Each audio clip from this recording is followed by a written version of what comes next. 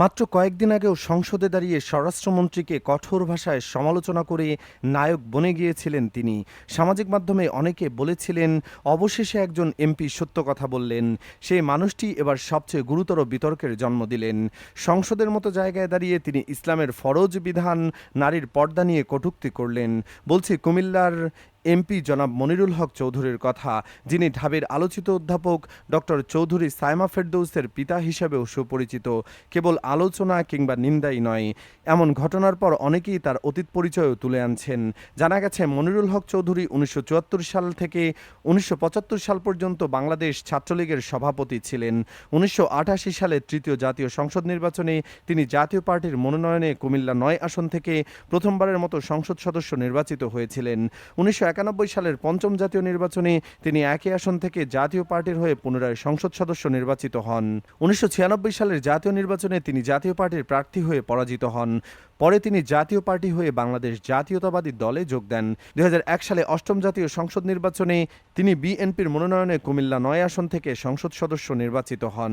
বিএনপির চেয়ারপারসনের উপদেষ্টা ও জাতীয় ঐক্যফ্রন্টের সমন্বয়ক তিনি। 2018 সালের নির্বাচনে বাংলাদেশ জাতীয়তাবাদী দলে কুমিল্লা 10 আসনের প্রার্থী হয়ে পরাজিত হন তিনি 2026 সালের ত্রয়োদশ জাতীয় সংসদ নির্বাচনে বাংলাদেশ জাতীয়তাবাদী দলের প্রার্থী হিসাবে কুমিল্লা 6 আসন থেকে প্রথমবারের মতো সংসদ সদস্য নির্বাচিত হন।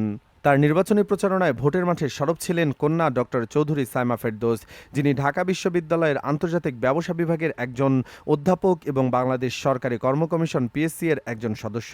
2018 সালের কোটা সংস্কার আন্দোলন থেকে শুরু করে 2024 সালে গণঅভ্যুত্থান পর্যন্ত শিক্ষার্থীদের পক্ষে তার সাহসী ভূমিকা এবং রাজপথে সরব উপস্থিতি তাকে ব্যাপক পরিচিতি এনে দেয়। বাবা মনিরুল চৌধুরী এমপি হওয়ার পেছনে সায়মার বেশ ভূমিকা রয়েছে। যাই হোক, এমপি হওয়ার পর থেকে তিনি তার এলাকায় বেশ ভালোই কাজ করে যাচ্ছেন। সংসদেও তার বক্তব্য সকলের পছন্দ করছিলেন। তবে হুট করেই তিনি বিতর্কের জন্ম দিয়ে দিলেন। সংসদে দাঁড়িয়ে তিনি জামায়াতের সংরক্ষিত আসনের নারী এমপিদের হিজাব আর নিকাব নিয়ে রীতিমতো মশকরা করলেন।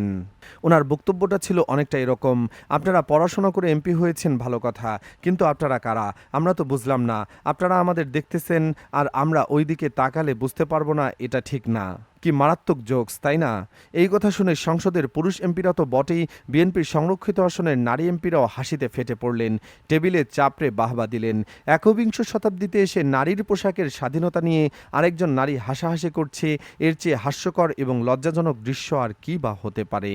একটু মনিরুল সাহেবের গেট আপটা খেয়াল করুন। মুখে 1 হাত লম্বা সাদা দাড়ি, গায়ে পাঞ্জাবি, মাথায় সবসময় টুপি, নিজের ধর্মীয় লেবাস ফুল মেইনটেইন করেন। অথচ দেশের কোটি কোটি সাধারণ নারী যে বোরকা নিকাবকে নিজেদের পোশাক হিসেবে বেছে নিয়েছেন, সেটা নিয়ে সংসদে দাঁড়িয়ে রসিকতা করতে ওনার একটুও বাধল না। উনি হয়তো ভুলে গেছেন, বোরকা পরা মা বোনদের ভোট ছাড়া উনি নিজেও আজকে এই সংসদের চেয়ারে বসতে পারতেন না।